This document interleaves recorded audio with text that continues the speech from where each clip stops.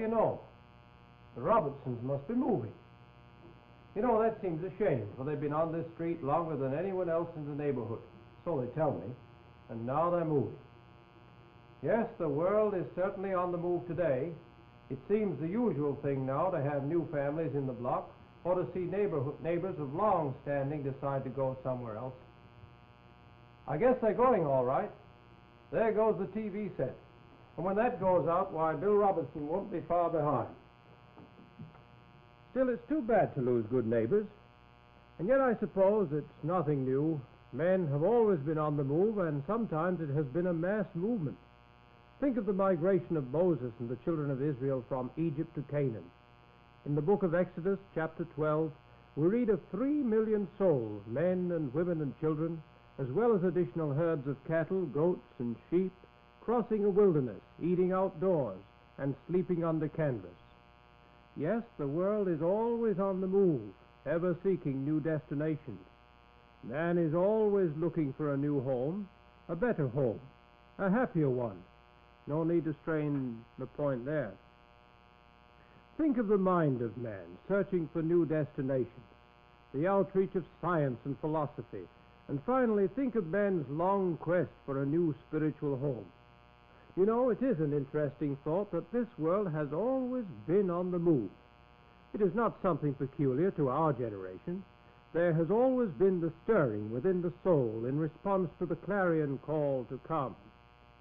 There is something in your makeup and mine which makes us obey this call when it comes, regardless of how hazardous or unpleasant the way may be. And it has not always been so easy as it is today to get from here to there. Only a few years ago, as world history is to be reckoned, the best that man could do was to travel at foot pace. Less than a century ago, men and women suffered tremendous hardships to cross the North American continent. Those were the days when such hymns as this were born. With steady pace the pilgrim moves toward the blissful shore, and sings with cheerful heart and voice, "'Tis better on before." His passage through a desert lies, where furious lions roar.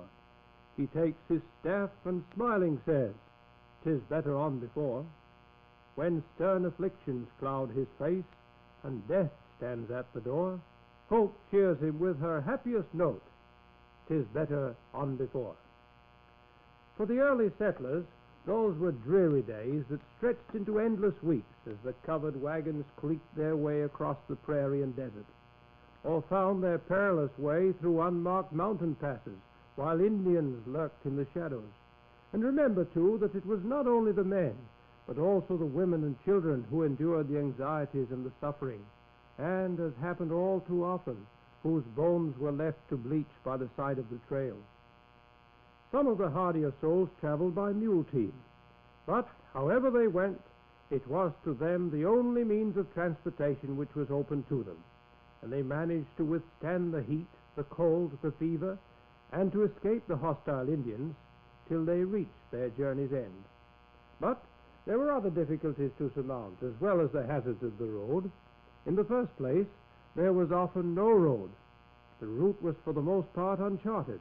They needed a way marked out for them, a map. We are so apt to take for granted the detailed and accurate maps of today, yet every map has in it a history of seeking and finding, of care and competence. Map makers show the way in detail, every obstacle charted, every point of interest indicated, starting point and destination are clearly traced, and the proper road is described. And, of course, up-to-date road maps may be had for the asking. For that matter, if we want to use public transportation, all we need to find out is the time to leave and the right vehicle to take over the way we have chosen. And we can leave the rest up to the engineer, pilot, or whatever he may be. It's difficult to believe that as late as the turn of the century, large portions of the North American continent were still uncharted areas which are now thickly populated. Early travelers had to depend upon such means of guidance as the stars, or perhaps a roughly drawn map, or even the word-of-mouth instructions given at the last trading post they had passed. A searching party might go ahead to survey the land, or they would seek the assistance of a trustworthy guide, if such could be found. Always, much of the way was found by the method of trial and error too often meant death for all concerned. What was it, then, which kept those intrepid voyagers by land and sea, ever pushing onward? For that matter, what keeps the world on the move today? Well, I've come to the conclusion that the same forces that impel the folks in great-grandfather's generation are at work in ours. Sometimes it is the finger of opportunity which beckons, offering the chance to better one's condition, the promise of food in place of famine, of happiness rather than distress. Sometimes it is the voice of freedom which whispers, freedom of worship, freedom to speak one's mind.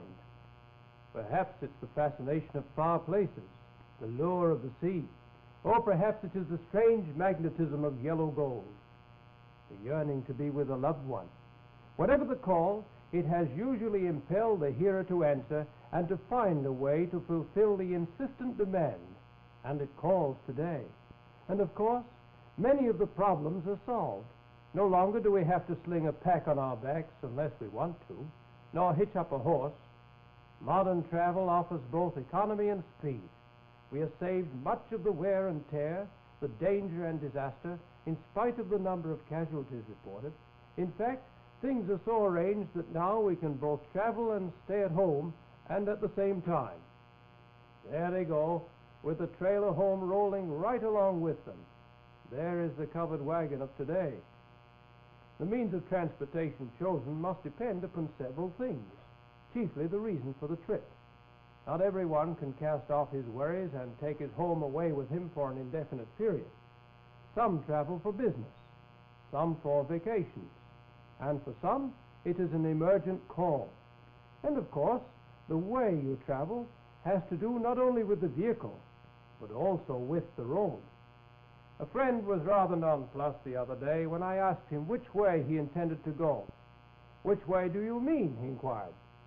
"I not only have a choice of plane, train, or bus besides car, and there are at least 2 different routes." And our friend in that car has his road map right beside him if he is wise. And if my guess is right, his wife is there to give him the benefit of her directions as well. And very often it is a good thing that she is. But there's more to it than that. In all his wandering and traveling, is man really satisfied? I know that his ingenuity and scientific knowledge has enabled him to contrive machines so swift that they surpass the speed of sound. And with his modern instruments for surveying, he can chart with accuracy the densest wilderness. But despite his ability to make a way in the wilderness, and though he should find fame or fortune, as many do, does this satisfy the deep hunger within him?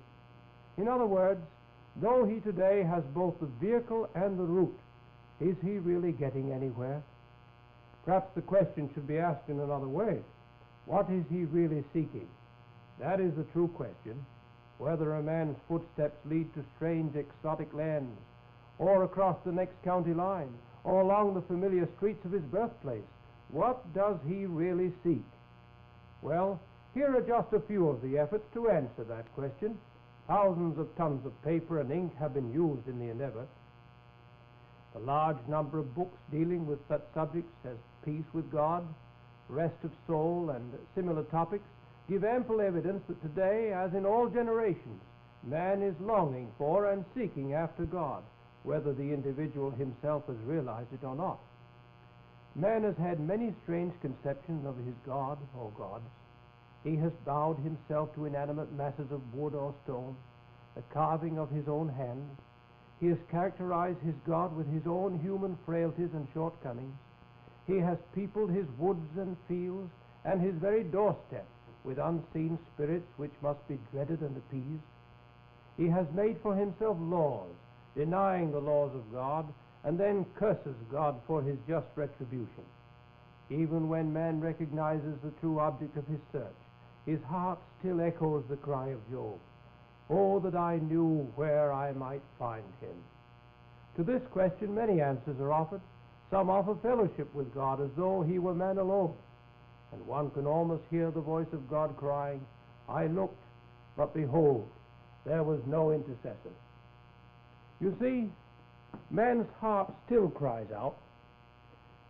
It cries out, we're told, as the heart of Thomas once did, when he said, "How may we know the way?" Let me read these words to you from St. John's Gospel, chapter 14. "Let not your heart be troubled. Ye believe in God, believe also in me. In my Father's house are many mansions. If it were not so, I would have told you. I go to prepare a place for you. And if I go and prepare a place for you, I will come again, and receive you unto myself, that where I am, there ye may be also. And whither I go, ye know, and the way ye know." Thomas saith unto him, "Lord, we know not whither thou goest, and how can we know the way?" Jesus saith unto him, "I am the way, the truth, and the life. No man cometh unto the Father but by me." In one terse sentence, Jesus made the way to God clear and concise. He said, "I am the way. No one comes to the Father but by me."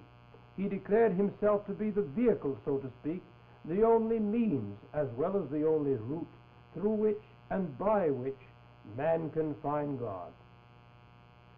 A native guide was once hired to take some travelers through a dense jungle. Thinking to save expense and being of an independent turn of mind, the leader of the party pompously told the guide, "Tell us the way, and you don't need to go along." But the guide answered, "It isn't possible for me to tell you the way. You would certainly be lost. I am the way. Either I take you through this wilderness, or you will never get there." So it is with Christ and ourselves. If we would know God as our heart desires and enjoy the blessings of eternal life, we must let Him be our guide. If you have not yet done so, oh, I trust that you will come now to the Father through the Son. For thou art the way, to thee alone from sin and death we flee, and he who would the Father seek must seek him, Lord, by thee. And now, once again, we leave you with the Salvation Army's heartfelt benediction. God bless you. Be sure and join us again, won't you, when we shall learn more of the living Word and of Him who is Himself in very truth, the living Word.